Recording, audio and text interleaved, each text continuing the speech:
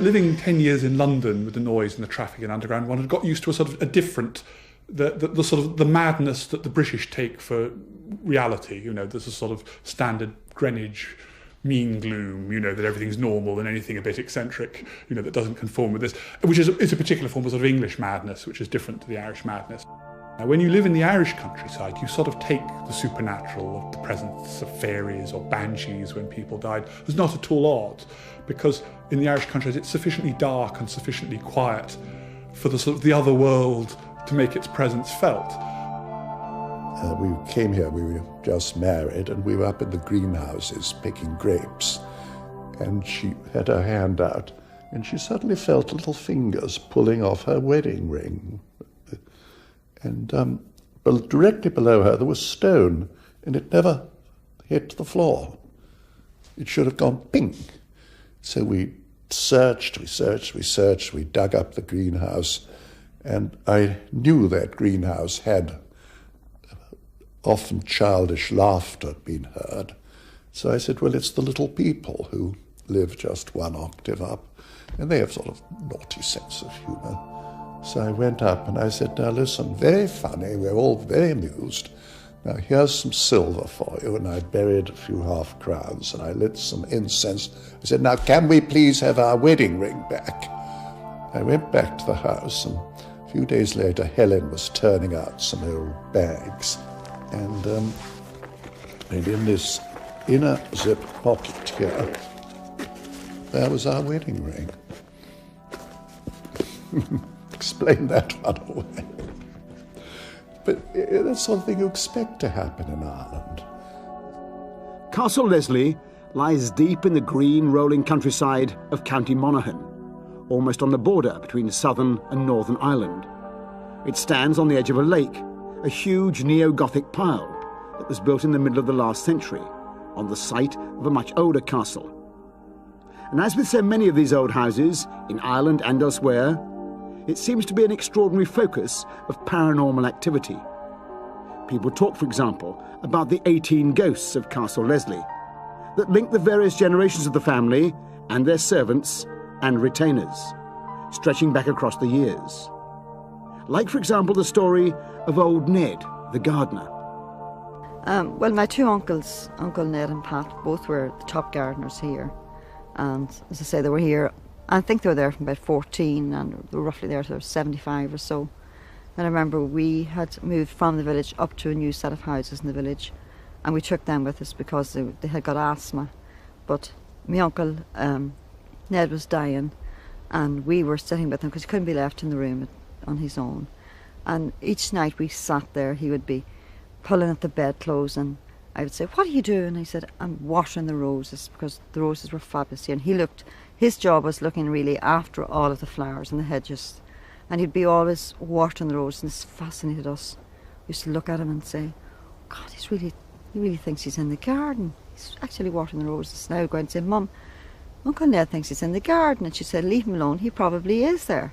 But then on the Monday, he was still working away as he thought in the gardens, and he said, around about 10 o'clock, Anne, I'm going to work. And I said, right. We used to tell him, oh yeah, okay, get ready.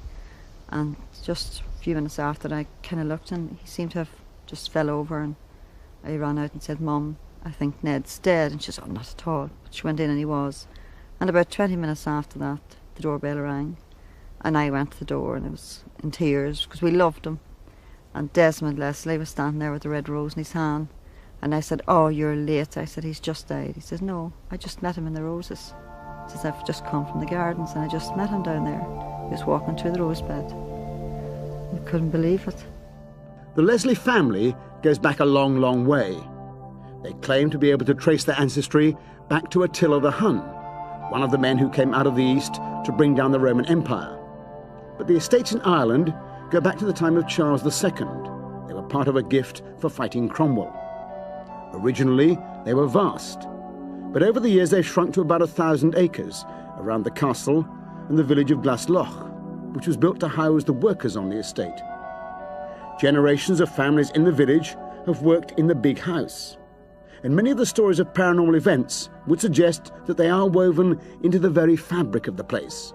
where there was an extraordinary continuity, because a lot of the people about the place, it had been right back from the time of my great-grandmother. In fact, only last year, Bridget, the housekeeper, died, who joined my great-grandmother's staff, Lady Leonie Leslie, one of the Jerome sisters, and effectively ran the house. Leslie's came and went, but the staff was sort of permanent. It was their house, really. And one often felt one was there on sufferance. One would creep down to the basement level, which within my lifetime still had Annie, the cook, and the boy who polished the boots and lit the boiler in the morning. There was still the last vestiges of the upstairs, downstairs Victorian setup. The kitchen which we have now for the dining room used to be the butler's bedroom, and the corridor along it seems to have quite a lot of activity on it. I think maybe one of the reasons is it was the corridor between the male and female servants, and the butler's bedroom was on the corridor, and what the old codger used to do was loosen the tiles, so as they tried to sneak up and down the corridor after hours, he would hear them, and of course there was great war if it was caught. So eventually what they did is they realised that if they got out one window and crawled along a parapet, they could avoid his bedroom. But both Jackie and I work in the kitchen, and quite often you'll see a fleeting shadow go up and down the corridor or get a sensation of somebody walking past. And when we had a freezer in the corridor about 2 years ago, I was counting something in the bottom of it, and the corridor is a door at either end of it. And I heard somebody come through the door and walk down the corridor behind me. And I saw the figure start to go past, and I thought it was Elton wearing his grey sweatshirt. And I called up to him that I wanted something, and the figure walked behind me and out the other side. And he didn't respond, so I stood up and looked round, and the figure had gone. And the door coming out of the corridor was shut firmly. And there's no way that there was a person that had walked past me. Gave me a little bit of a fright. I was actually showing a group of children around the basement, and we'd been here in the wine cellar, and you have to remember this was a very normal run. I could have done this 100 times, but on this particular occasion, and it was 5 o'clock on a sunny day, a summer's afternoon, high summer. As I say, this had all been done before. We finished the tour here in the wine cellar, and we stepped outside just to finish up with a little talk about the historical aspect of the basement. And just as these things happen, we just slipped into that other time, and I looked up, and he was standing there, looking at us, and I knew it was a servant who had always been here. And my feeling was not these dreadful horror stories. It was a feeling of, I'm trespassing here, and he's telling me that. I also felt foolish. What are you foolish people doing? It was very... You see, this was their territory, this was their home, and it still is. Castle Leslie was in its heyday in Victorian and Edwardian times, and throughout the place there is a sense that those times haven't entirely gone away. There are countless stories, for example, of incidents that would seem to link the characters who occupied the house then with the people who live in it now. The story of Great Aunt Constance is a typical example. The house was built by Lady Constance, and it is still very much her house. I think if you see her portrait, and I think she's still quite a strong presence here. And she died in, I think, 1927, and in around 1944, her son, Sir John Leslie, died, and his young wife was very ill, and she was in the mauve bedroom, just literally one above here. It was her favourite room, and that's where she wanted to spend the last of her days. And the nursemaid was sitting in a chair by the door, and a door opened, and a figure swept in and came over to the bed, and Leonie recognised her. And shortly afterwards, Leonie passed away, very quietly and peacefully. And the nurse assumed it was a member of the family, and hadn't said anything until after the funeral. She was in the dining room, and she pointed to the portrait on the left of the fireplace, and of course it was Constance that she'd seen at Leonie's bed. But it's the third time in this house alone where somebody has come back to take somebody else with them. As several psychic investigators have put it, it's as if the entire fabric of the house has absorbed the colour and flavour of the people who've lived and died here over the generations. Every room has its story, and it seems they can be witnessed other than by members of the family. Many visitors to the house, for example, have very strange stories to tell. Lucy and I were down here for the evening, and we'd gone to bed early and decided to read books. And we were cuddled up in bed, and I was reading her one of her Beatrix Potter books. I'd left the pile of the books on the side of the table, and I suddenly heard this dragging sound, and I thought, had one of the dogs come in or what had happened? And I heard it coming from the far side of the bed where Lucy was, and we both looked over at the same time and noticed that the books on the pile were sliding off the top one by one and just falling to the ground, and for no reason they just stopped. And Lucy then said to me, "Mummy, can you see the people?" But I couldn't see anyone there. They were children. They were dressed in shiny jumpers and dresses. I saw them moving the books. They were sliding down to the ground. They fell off and disappeared out of the room. They went through the wall because they were magic. They were ghosts. How do you know they were ghosts? Because I looked at their faces and they were ghosts. It was frightening, the sound, when we first heard it, because we didn't know what it was. But when I realised the books were dropping off the edge of the table, I knew there was no reason for it. And when Lucy said, "Look at the children," then it dawned on me that we were experiencing something really strange and inexplicable. But she was comfortable looking at these children which I couldn't see.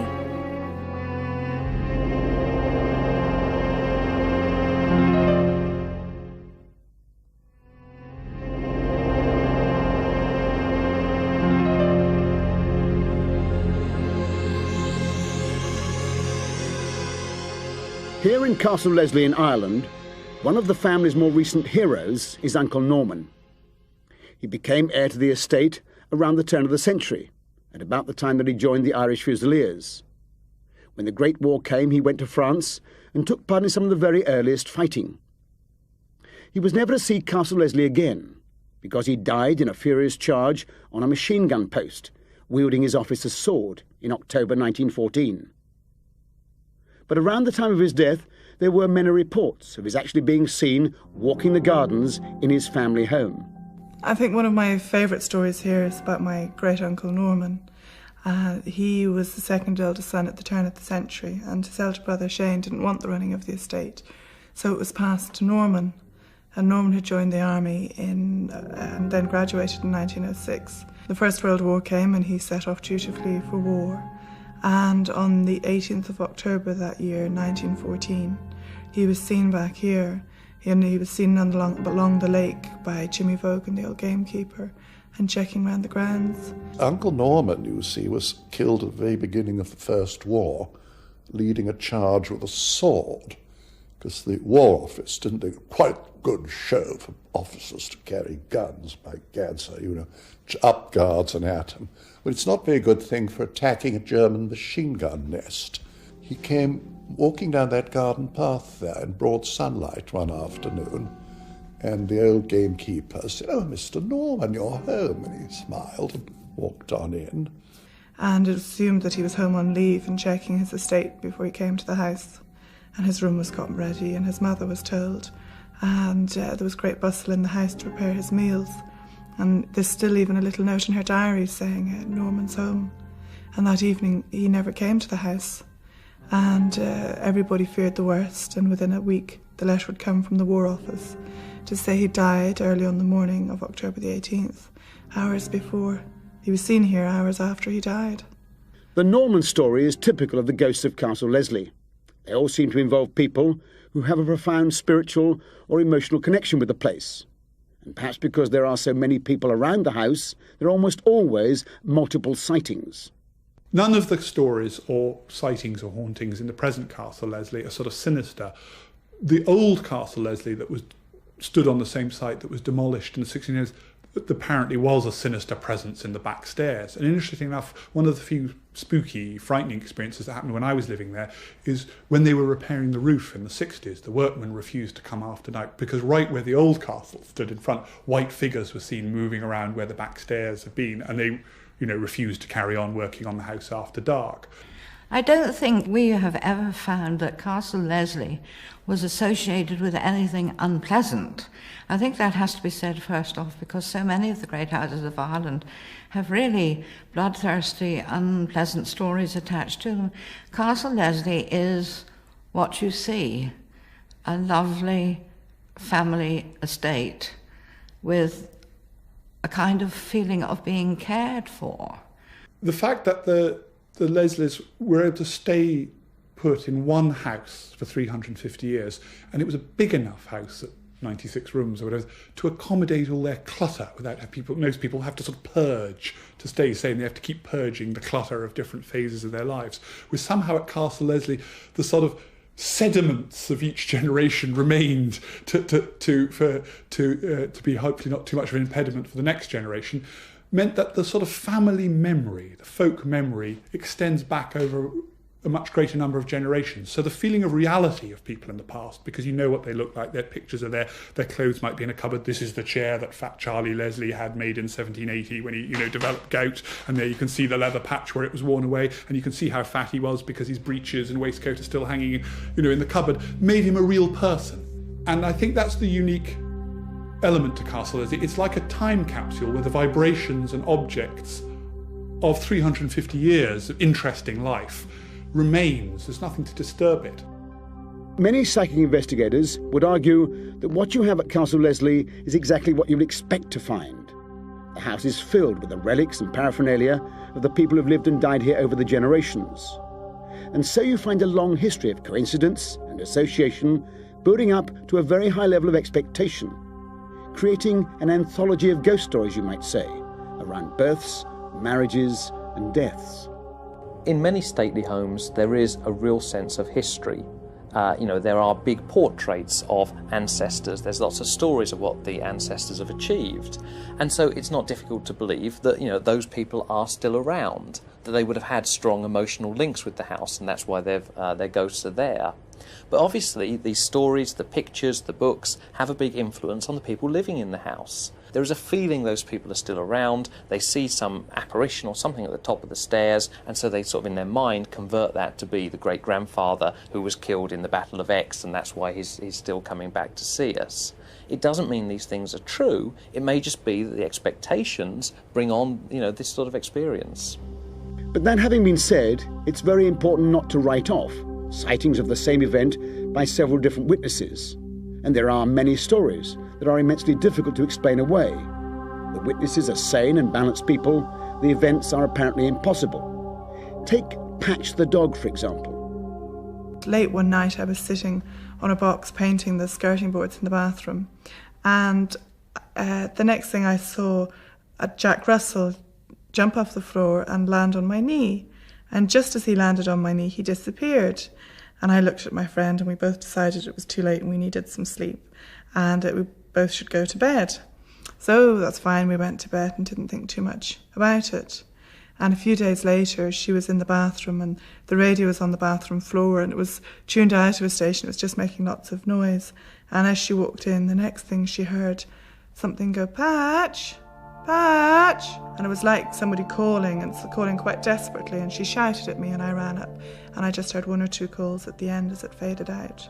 A number of weeks later, you'd be lying in bed, and the next thing you'd hear something scratching on the floor. You'd hear on the floor. And one particular night I was sitting in bed reading my book, and the light was on, and I could hear where the scratching was coming from, and I assumed it was mice or something, so I threw the book at it.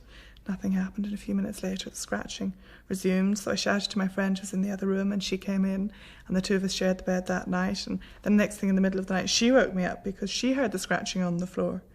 And all these little fragments didn't really make sense until one day I bumped into my aunt, and she said, "Oh, we hear you've got a new small dog. We hear him yapping and barking sometimes." And I said, "Well, we haven't really got a small dog, but we do have a small problem." And I started to tell her the story of the dog being seen and the scratching and the barking and everything else. And she said, well, that's very strange, because her father, my great-uncle Seymour, as a small boy, had a little brown and white Jack Russell called Patch, and he'd had TB as a child, and for some reason some of the boys were taunting him and teasing him, and they decided they would taunt his dog, and things went badly wrong and they killed the dog by mistake, and of course the dog's name was Patch. The events surrounding the burial of Aunt Anita are of a very different category. All we can say is that there seemed to be a surprising conjunction of natural events witnessed by many people. It was a still, calm summer's day. Aunt Anita was about to be buried across the lake. My Aunt Anita was the primary person in residence there when I was a young child, and she was a remarkable and charming and beautiful woman, great sort of writer of historical works, and was a great sort of focus of the family. When she died 10 years ago, she insisted on being buried because of the Red Indian heritage in the family. She wanted to be buried between the roots of 2 trees. And we had a very remarkable and moving burial service for her on the banks of the lake, looking across at the castle. And at the climactic moment where my father read out a particular poem that my aunt had wanted read about her soul rising and going home, a sort of wind spout came up the lake, which under them been mirror calm, and all the autumn leaves got sucked off the trees as of one, formed a great sort of golden vortex that came right over where the funeral was and sort of shot up, cascaded up into the air. Now, this was a perfectly natural phenomenon. Stranger is that the timing of that this tornado should pass up the lake at the climactic moment of the funeral, sucking all the leaves, and the lake that had up until that moment been mirror calm boils, you know. If a hand had come out of the lake with a sword, you know, and had taken the prayer book away, nobody would have batted an eyelid. And all the Irish were saying, there goes Anita's soul, and they all sort of waved bye-bye to the leaves. But we coming from London, but I mean, this can't be happening. I mean, look, good grief. And everybody thought we were just a bit, you know, and it was just the difference between passing through the sort of psychic force field from, say, a busy urban life to kind of rural Ireland. There is no doubt that Castle Leslie is a beautiful and romantic place, and a place where it's immensely difficult to unravel fact from Celtic mystery. But many of the stories that cluster around it are little different from the kinds of stories that in our research we find linked to many old family houses right across Europe. Most of them can perhaps be written off as coincidence or anecdote or embroidery of a half-remembered event, but not all. We are left with that mysterious core of stories that would seem to defy rational explanation.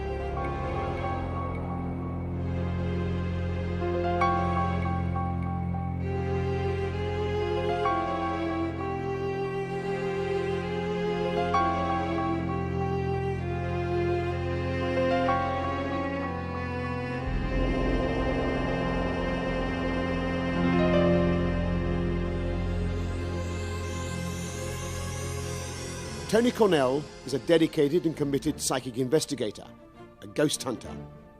He is one of several hundred such people in this country who spend a great deal of their time researching into the details of psychic events. They come from all walks of life and many of the professions. There are historians and doctors, scientists and lawyers. They are searching in a sense for the Holy Grail, the paranormal event that will prove beyond doubt the reality of another existence. On the way, they investigate all kinds of events in all kinds of situations to lift the veil, however briefly, on that other world. For Tony Cornell, one of his most fascinating stories is the ghost at the Bell Inn. It involves Colin and his wife on their honeymoon. I never did believe in ghosts whatsoever. I had no interest, no thought about them whatsoever. But I definitely do now. There's no two ways in my mind. It seemed to start with that he'd got just about everything that you'd have in a case, and that seemed, in a way, exceptional. And the case is fascinating from the point of view that there's 37 different events occurring over those 3 days they were there, to 2 people who didn't believe in ghosts, who'd never had any experience like this before. But the more I looked at it and the more I heard his account, there's no doubt whatever that he had had a very genuine experience. This is the actual room in the Bell Hotel at Thetford, where myself and my previous wife spent our honeymoon. The bed in the corner is the actual bed that I slept in when most of the occurrences took place over the 3 days that we were here. We arrived on the Friday evening, came up to the room, and there was a cold spot outside the door. As I unlocked the door and went to open it, I felt as if something pushed against the door from the other side. Didn't really take much notice of it, just thought perhaps, oh, it's an old door, what have you. Came into the room, got changed, went down for dinner, came back up, same thing again. Cold spot outside the door, door hard to open, came in, went to bed. We both heard footsteps outside the door, in the corridor, going up and down, up and down. Then they were inside the room, as if somebody was sort of pacing across the floor. There was a glow appeared in the corner of the mural, which we both saw. And I sort of just dropped off to sleep. I even thought perhaps it was a reflection from something. Around about 3 to 4 in the morning, I woke up and a young girl stood in the middle of the room. For a start, I thought it was somebody who shouldn't have been in the room, or a maid or whatever. She walked across the room and vanished near the window. She was not transparent, as if the ghost in a storybook where they come in and you can see the fireplace behind them. She was solid, so real and so lifelike that you actually mistook her for a real person. The Bell Inn goes back a long way, around 300 years, and it's linked with all kinds of stories. Both guests and staff have had many unexplained experiences here. But undoubtedly, one of the most persistent stories concerns the ghostly woman in room number 10. In fact, she's known to the staff as Betty. I've seen something in both rooms 8 and room 6, and both times the experiences were very similar.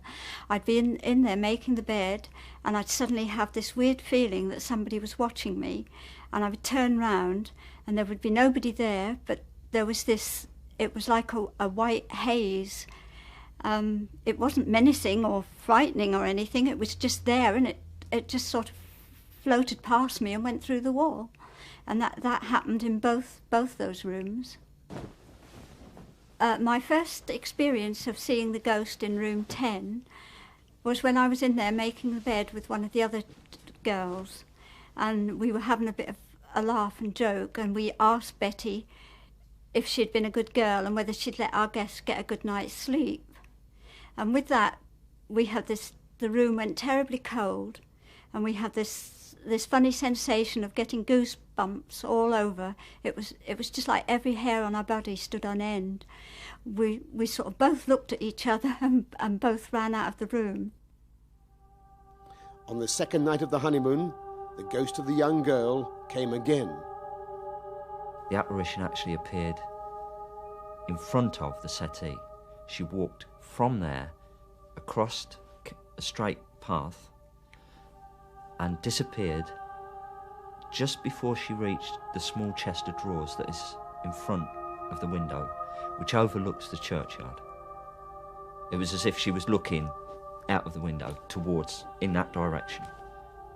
She was 12 to 13 years of age, fair hair, long white gown, garland around her head, puffed out sleeves. She was almost self-illuminating. Even though it was dark in the room, you could see her clearly. That morning I was taken downstairs by the manager. I think it was the assistant manager. And he showed me a portrait which hangs downstairs. And I was slightly taken aback. The actual portrait, from the nose upwards, was an older version of the girl's face who was actually in the room the previous night. Betty is Betty Radcliffe. She was the wife of an owner of the Bell Inn and eventually inherited the inn herself. She died in 1829. There is a legend of a tragic affair with one of the servants of the inn that led to her death. But Tony Cornell is loath to accept a story for which he can find no historical verification. Many of the stories that we do investigate have suffered from embellishment and adding and whatnot. It seems in some ways, I think, that we humans like a mystery. And having found a good mystery, we can't leave it alone, we add to it. But I don't think that applies in the case that we're dealing with at the moment. On the third night, Colin did his best to keep awake. He wasn't frightened, but he was deeply intrigued by what was going on. I lay on the bed, the other way around to how you normally would. I got my head on my hands watching the television, and I heard a tapping noise. It was as if the noise that a radiator makes when it's got an airlock, like a constant tap. I looked across to the wardrobe, and the actual handle was moving up and down on its own. It was actually tapping against the wardrobe. I then looked back to the television, and the television picture was flickering. I thought for a minute perhaps it was just interference, something like that, and then I looked down behind at an angle, and you could actually see the wire, the actual aerial lead, being moved in a whipping fashion, as if somebody got hold of the end and whipped. My ex-wife was not too happy at this point. She was getting rather worried about the whole thing. On previous nights, I'd slept on the right-hand side of the bed, nearest the wall. This last night, I slept on the left-hand side of the bed, and the lamp was left on. Again, during the night, there was the running up and down the hall. There was the footsteps inside the room, and the glowing light seemed this time to appear on the other side of the mural. During the night, the footsteps again in the room, and it was just about daylight. It was getting daylight, and I was laying asleep in bed. I woke up, and the girl was sitting on the edge of the bed, literally at my feet. But she wasn't looking away, she was actually looking at me. She slowly got up, and all the time she was looking at me as she went around the bed. So she kept her focus on me as she got up, went round the bed, and she walked slowly towards the window. And it was actually a physical feeling, because the bed lifted. As she got off the bed, you could feel the mattress rise. She actually turned, walked towards the window, and disappeared again. The professional ghost hunters see their main role as being to dig out the truth about a story, to separate fact from imagination, legend from historical accuracy. What, for example, is there in the historical record to establish some kind of verification? How reliable are the witnesses? My view and my attitude is that I think it's one of the most important cases that we've had from the point of view of truth and actual phenomena for quite a number of years. Because the fact that we got into the investigation so early, the questions I put to Colin, they all tie up, it all comes up as truth. He doesn't slip anywhere. And particularly as he's a man who knew nothing about it, neither did his wife, weren't interested in the subject, thought it was all junk. What they come out with are the genuine facts that you find in a real, live, dead, if you like, ghost story.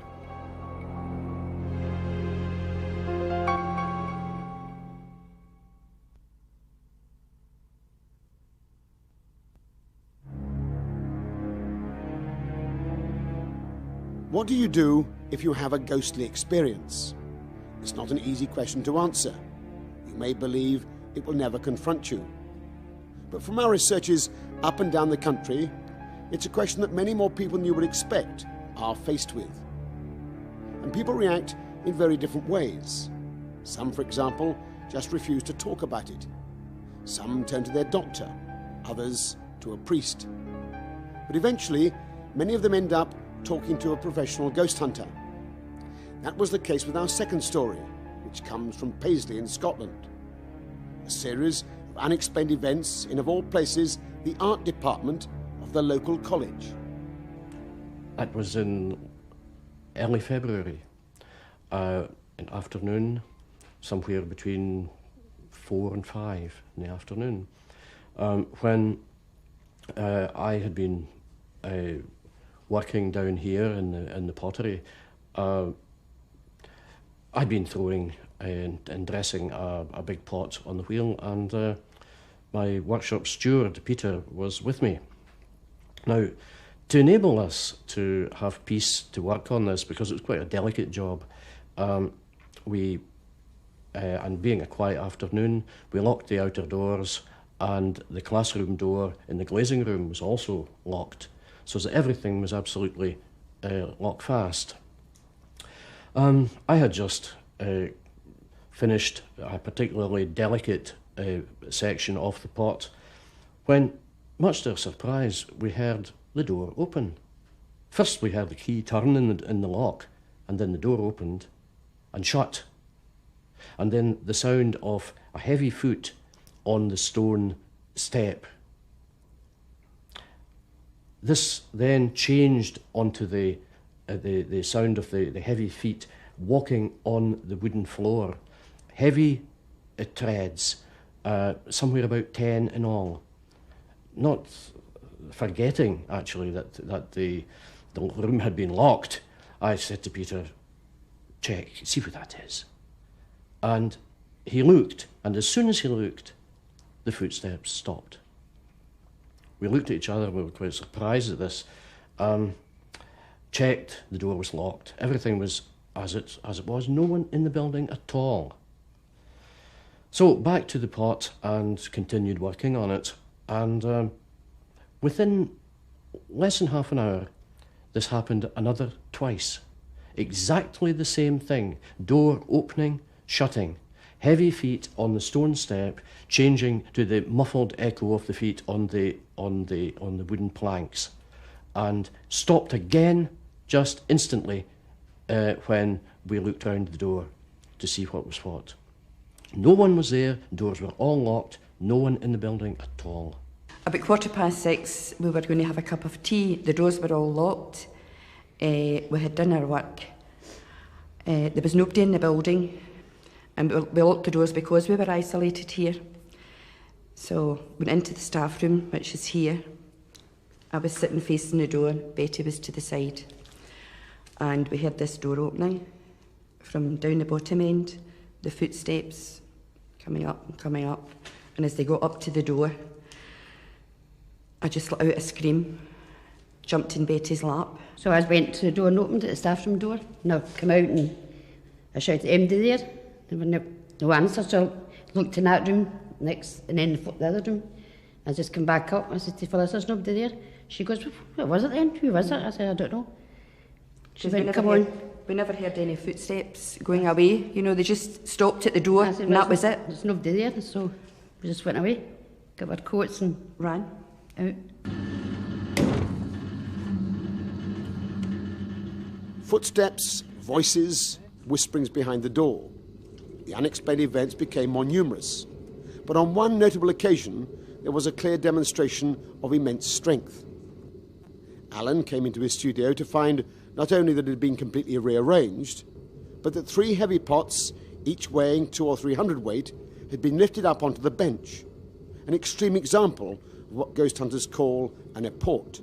One of the strangest incidents was concerned with the moving of glazed bins. Now, these bins are full of actual glaze, which is to be put on to actual bisque fire pots. Now, one would normally lay all the pots out ready for firing prior to glaze. And this particular morning, all the pots had been moved. They'd been moved from their normal storage areas, which were in some cases locked in cupboards elsewhere in the building. and had been systematically laid out on the tables using the same procedure as I would normally have used prior to glazing. The only difference was that these big glaze bins were up on the actual tables. Now, it took 3 of us to lift these back down again, such as the weight. Now, not a drop of glaze had been spilt. No pots had been glazed, but the whole place was laid out just ready for glazing to begin. Now, I couldn't explain this. Most of the happenings in the studio were known to only 1 or 2 people. But late one evening, there was an event that involved a whole class of students. We had 14, 15 people in the pottery working all evening, and the temperature was very high, somewhere in the 70s or 80s. On finishing, we locked the door and I went for my jacket. One of the students ran down the corridor and said, "You've locked someone in." I said, "It can't be. It's a Yale lock. People don't, you can open it from the inside." And the door was vibrating violently. Again and again and again. I took the key and opened the door, somewhat with trepidation, shall we say. And I was met by a rush of icy, cold air.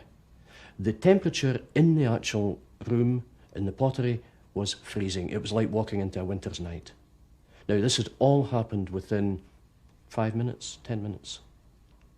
All the doors were shut and the place was all securely locked. Eventually, the story reached the ears of a local paranormal investigator, Trish Robertson. It's undoubtable that in this particular college, the sound phenomena is absolutely amazing. I mean, many witnesses have witnessed the footsteps coming along stone stairs, going onto wooden floors, onto stone stairs again, and just nobody there. Absolutely amazing, and it's been witnessed by so many people that it's undoubtedly happened. The feeling of people being behind people, someone behind you, look behind you all the time, is always there with a lot of people. They cannot put their finger on that.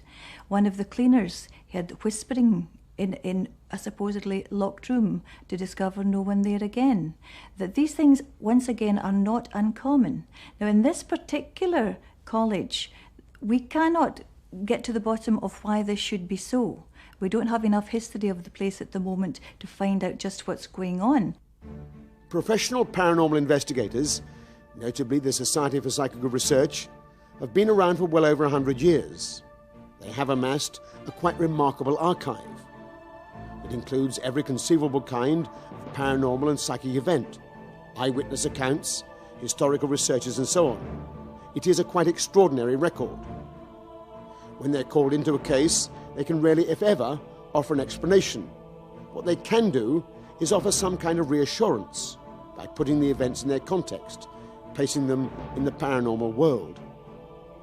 But they have not achieved that for which they were established in the first place, namely scientific proof of the paranormal. Is it likely that it will ever be achieved? I'm inclined to think that over the years it's become a too difficult subject to explain for science. But I'm also inclined to think that perhaps a scientist might produce in time a little bit of the jigsaw puzzle that we're trying to fit together, and that'll help us answer all the many questions that we still have. We don't know really what we're dealing with. We know that these things happen. There's no doubt whatever that there are such things as poltergeists, there are such things as ghosts. Too many sane and sensible people I've met, at any rate, have seen these things and experienced things. And I myself, I hope I've got my feet on the ground. I've seen 7 very violent poltergeist cases. Now, if these things are happening, science has got to come up with an answer. I think personally that there's great danger in imagining that we're always progressing. Sometimes we can learn more if we look back across the centuries and find what people were saying or doing then than looking forward into the future. And also by looking at other cultures and seeing how they react, we can learn more than by looking at our own culture. My own hope would be that science would be able to understand this, and my own prediction would be that, in fact, we would see that mind and brain are not the same, and that the non-locality theory, which is now achieving quite a lot of attention among scientists, and that is that the mind is separate from brain but is normally operating through it, that this would perhaps be established within science, and that we would find that it is indeed direct contact between mind and mind that allows for these phenomena like telepathy to actually happen. The whole body of the psychic phenomenon is an indication that there are, to quote one of the communicators, there are seas to be explored, and we've only been on the shore of that ocean, and the whole sea of truth is before us, and we deny it, we ignore it at our peril, because, quite frankly, unless we understand human personality and what it is all about, we're going to go into the 21st century, and this human situation is going to be immeasurably worse than it is today. But if we can understand human personality and the drives that come to it and what makes it tick, then hopefully the 21st century will be immeasurably better.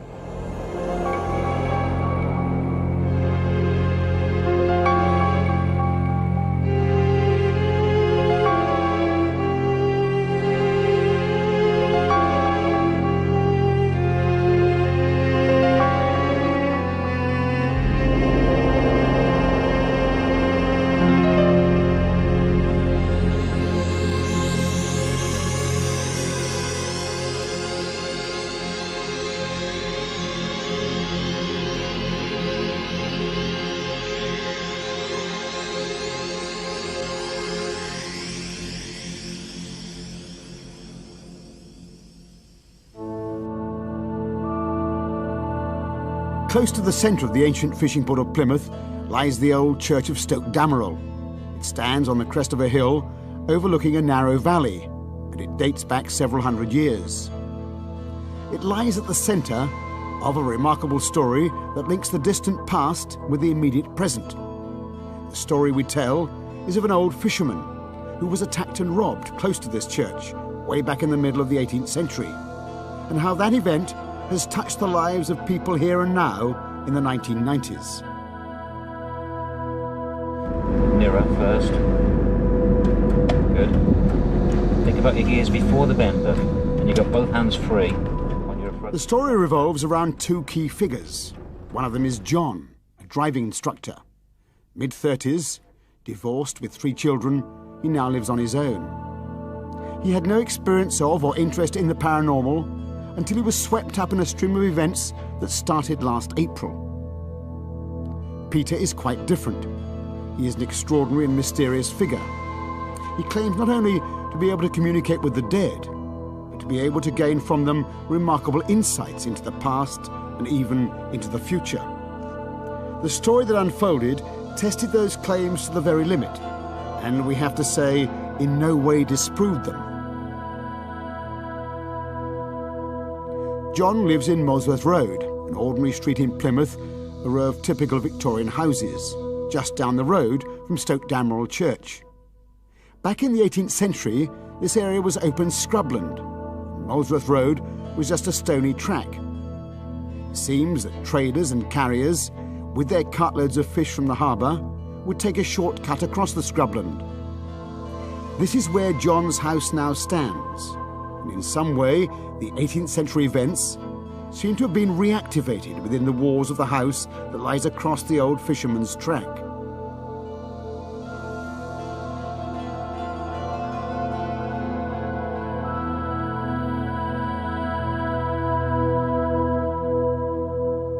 Started in about April last year. Presumably I got up for a coffee, or for some reason I got up, walked through the door into the kitchen, and I smelt this fishy smell, and of course carried on, made the coffee, came back. Then the next night it happened again, but it always happened at the same time, about 5 past 5. And then the next night, and it continued. Well, the smell of fish was actually smelt not just by myself, but quite a few people who'd come into the flat. By my children who come on a Sunday, And if, let's say, Daniel sat in the front room and he's watching, which he used to watch the wrestling on Sky One, the other two didn't like it very much, so they used to go into the bedroom and watch a video or something on the other channels. My brother and sister was watching a video in my dad's room, so then they said, Daniel, come in here. And so I went into the room and they said, we can smell fish. So I could smell it too. And I said, Dad, it's probably like your washing powder. Why don't you change your washing powder? I changed to a really expensive powder, and of course the smell was still there, so I went back to my cheap powder again, you see. John asked me to look after his flat whilst he went away for the weekend. He gave me the keys and I went in, had a look around. But as I went in the door, there's very strong, overpowering smell of fish, and it was really bad. And I looked around the flat, nothing appeared to be out of order, everything was okay, and came out again. And I wondered what the smell was, and when I got back, I told Yvonne, that's the wife, about the smell. Smells and odours might seem a totally unlikely hint of underlying paranormal activity. In fact, there is a long and detailed record of their being linked both to some kinds of psychic hallucination as well as to paranormal events. In this case, it seems unlikely to be hallucination, since we have no less than 6 independent witnesses. Professor Archie Roy has no doubts that there can be a powerful link between smells and the paranormal. It's not just that people see apparitions, it's not just that they sometimes hear voices. Every sense can register, seemingly, phenomena. There have been many cases of people who must be taken to be honest, and who have said that they have suddenly smelt a particular perfume or a noxious smell, and then subsequently it has disappeared. I myself have had a case where there was a very powerful perfume, so heavy, so old-fashioned, that I was sure my clothes would stink of it for hours afterwards. And then the entity, if it was an entity, said, I must go now, goodbye. And the perfume was cancelled like that. As far as I'm concerned, smell is just one of the sense modalities. And just as some people see apparitions, other people hear sounds, which, if you like, are not physical, they're auditory hallucinations. Some people have tastes, and some people have smells. And in a way, the smell, the sense of smell, is the most primitive, in the sense that if we go back to earlier life forms, the smell was one of the first ones to be developed. And indeed, when people are falling into unconsciousness or dying, they say that smell is one of the last sense modes to go. But for John, the sense of something strange going on in his house had become too much. It constantly nagged away at his mind, this same event happening at the same time every evening. Eventually, he summoned up the courage to confide in a friend who had some interest in paranormal events. John was quite worried or anxious, or about what had been going on. So the only thing that I could think of doing was to contact Peter Bowers, who somebody, acquaintance of mine, because he's more in tune with the spirit world, and I thought that he would be the best person to pick up on what's going on. He said, I'm actually coming to Plymouth tonight, to Plimpton. He said, but I will call round and I'll help you and I'll get rid of this, whatever it is. And he said, I will be there at 7 o'clock. So, fine, great. Mandy and I sat there, had a coffee, had a chat, trying to discuss about what we think it possibly could be. And about 5 to 7, there's a knock on the front door. John looked out the window and there was nobody there. Also remembering that at this point the spirit wasn't in the flat with us at that time. So anyway, the knock came again.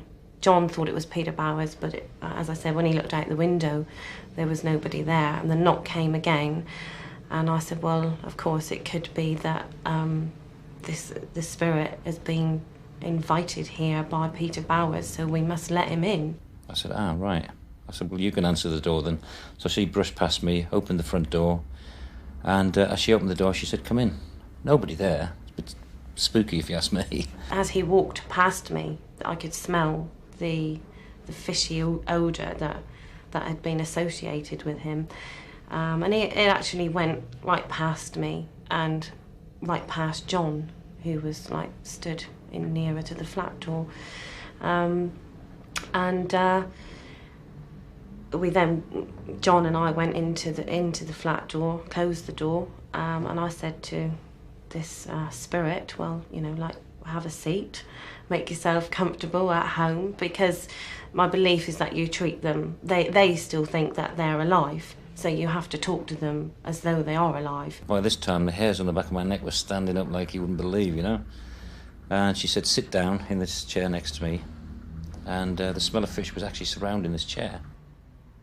A few moments later, Peter arrived. Remember, he had had no warning, no previous connection with John or his story. All he knew about was the strange smell. He claims to have sensed the presence of some alien entity immediately. He went on to describe his contact in extraordinary detail. Age, physical appearance, the robbery, even most unlikely of all, a name. Now the feeling was that it was a man of about 60, 65, something like that, a small man. He would only come up to here on me, up to my shoulder, rather thick-set, greying hair, but with a very unhappy and miserable expression on his face. He gave me a date of 1759, and he gave me a name of James Goldsworthy, and he told me that he'd been, if you like, an itinerant fish merchant of some description, or peddler, something like that, and he'd had a route of going from the back of the Barbican where he lived, collecting fish and other commodities from various places where they'd be landed and bringing them up round to the villages at the back of Plymouth, and then he'd go around the circuit during the day and back home again by the evening. And at some point in time he'd been robbed in the vicinity of this place, in the vicinity of this house, and as a result of that it had caused a lot of hurt in his life. He'd been injured and his arm had been broken. His family had left him, his wife had left him at some stage, and all his good misfortune, if you like, flowed from this one instance here, and this is what kept him here. When a soul comes like this to be released, it's necessary for them to be able to make a connection through to the other side of where they need to go, because they're trapped in a lower vibration down here on the earth, and they haven't got the ability themselves to raise themselves into this new situation that they want to be. The reason they're trapped is their sadness or fear or whatever other condition that they've got around them. And so in this case, what I did, standing on the spot that I'm standing on now, I opened a vortex of energy into which he stepped, and it has the same effect as an elevator. And when the energy is right and he's in the right energy field, it's literally just a case of him passing up and going. Now we always say a little prayer, the same as we would for anybody else who was hurt.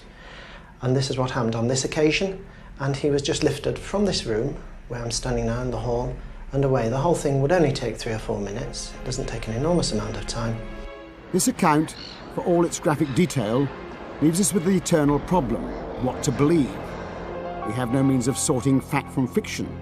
Peter's story could all be pure fabrication. But in this case, the strange events at John's house that evening were only the starting point. They opened up a remarkable trail that enabled James Goldsworthy, 1759, to make contact with James Goldsworthy, 1996.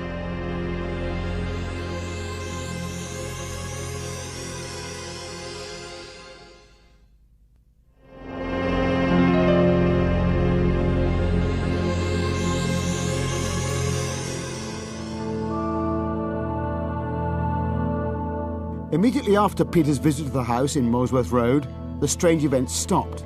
But for John, there was an unexpected reaction. Instead of a sense of release, he felt a deep sense of loss, as if a member of the family had passed away.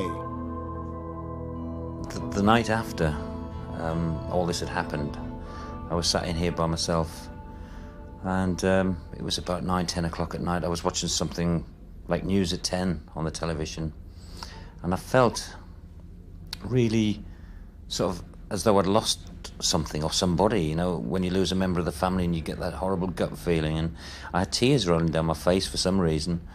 And I was crying. I was sat here crying, and I didn't know the reason why. And obviously I knew it had something to do with what had happened, so I rang Peter up and asked him what he thought it was. And he said, of course, you're going to feel like this for a couple of days afterwards, because what he'd got rid of has been around for 250 odd years. And at that point I decided that I wanted to really find out a little bit more about who he was or what he was. Started asking Peter some questions, and he just started rattling it off. It was like he was talking to somebody up there. The owner asked me if I could give him any more information which might help him to trace the man, which I must admit was the furthest thing from my mind at that time. I told him that within the next few days something would happen which would make the whole situation much clearer. I wasn't sure what that would be, only that something was going to happen which would tie in with the name of the man that we'd been given. James Goldsworthy. Checking your mirror when you're braking. Only a few days later, the first part of Peter's extraordinary prediction clicked into place. John was giving a driving lesson to a complete stranger, a young man whose name was Jimmy Taylor. We just finished the driving lesson, and I sat down and did a debrief with him. And he was talking about his stepfather, who was taking driving lessons. And I said, "Oh, send him to me. I'll teach him how to drive," just joking like. And I said, "Well, if he's your stepdad, who's your real dad? Where's your real dad?" And he said, "Oh, he died." I said, "Well, what was he called?" He said, "James Goldsworthy." And that was where John freaked out and started telling me about another person called James Goldsworthy. He's supposed to be haunting his house. If your dad is James Goldsworthy, then he is James Goldsworthy, and I'm sat in this car next to James Goldsworthy. And I just couldn't believe it. Both John and James were stunned by this event.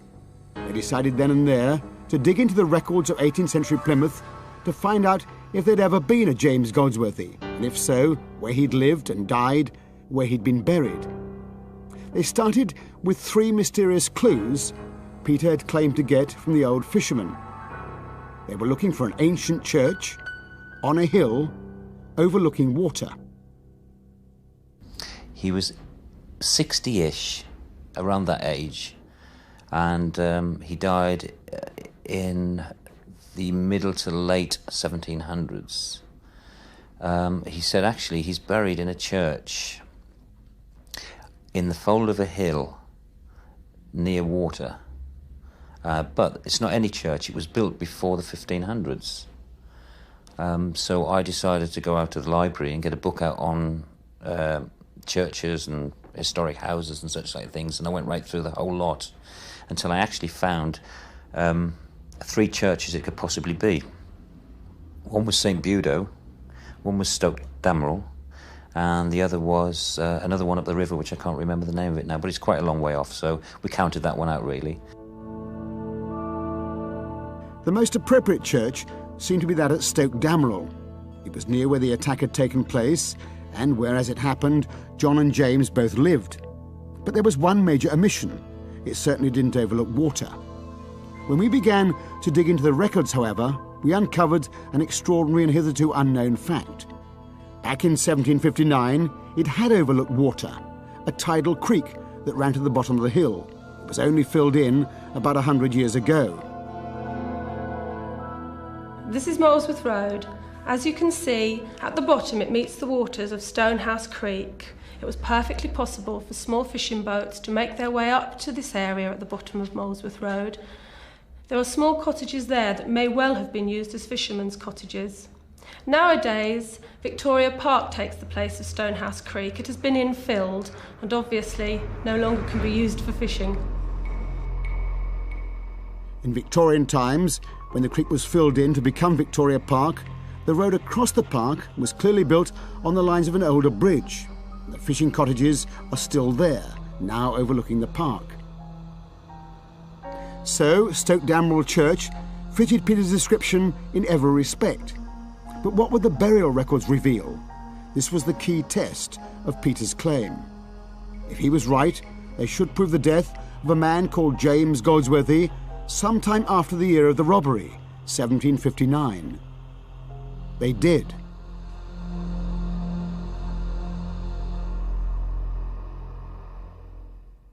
I'm Paul Bruff, the Senior Archivist at West Devon Record Office, the County Council Archives for Plymouth, and we're responsible for the records of the parish of Stoke Damrell, which is the parish of Devonport. And amongst the burial records that we have, I have a register which includes an entry for the 7th of November 1774, which refers to a burial of one James Goldsworthy. Even with all this historical verification, at first hearing, this story seems unbelievable, incredible. How is it possible? How does it fit into our view of reality? That a man buried here in 1774 should be able to communicate with a living human being over 200 years later. It's an idea that shatters our everyday frame of reference. But more and more scientists have come to believe that some psychic mediums are tuning in to a communications channel that science doesn't yet understand. We have a real and important mystery here. There is no doubt that some mediums are seemingly acting as channels between people on this side and what one might call the communicating intelligence, whatever it may be. Information is got through these mediums that they simply could not have obtained in any normal way. What this also means is that the reductionist materialist model of a human being as simply the animal that grew the big brain and that you only get information through the 5 senses and that is all, is embarrassingly inadequate.